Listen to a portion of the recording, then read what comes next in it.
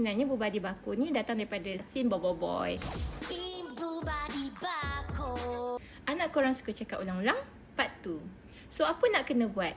Nombor 1, jangan stopkan apa yang diorang dah cakap. Sebab apa? Sebab diorang dah buat effort untuk nak communicate dengan korang. Nombor 2, kurangkan soalan dan kurangkan arahan. Jangan tanya soalan macam, apa tu? Apa awak cakap tu? Sebab benda ni akan buat diorang lagi stres dan tak nak communicate dengan korang. Nombor 3, dengar dan bagi perhatian apa yang diorang cakap. Korang faham ke? Korang tak faham ke? Cuba acknowledge dengan cara paling senang. Ulang balik apa diorang cakap. Ataupun korang boleh angguk dan cakap, ya, okey. Nombor 4, korang kena jadi spy untuk nak tahu apa yang diorang cakap tu datang daripada mana. Okay, sebagai contoh, saya guna ayat Bubadi Baku. Untuk parents yang tak tahu, sebenarnya Bubadi Baku ni datang daripada scene Boboiboy.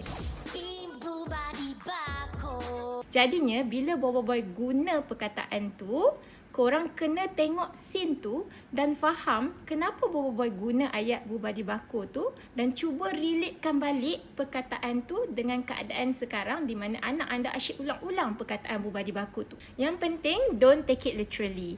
Yang kelima, gunakan ayat penyata dengan penuh intonasi dalam POV anak anda.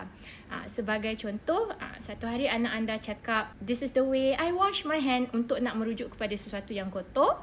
Anda mungkin boleh balik respon kepada dia dengan cakap, "Ih, kotornya." Ataupun, "Let's go wash. It's time to wash." Masa untuk cuci. So, apa tunggu lagi korang? Selamat mencuba.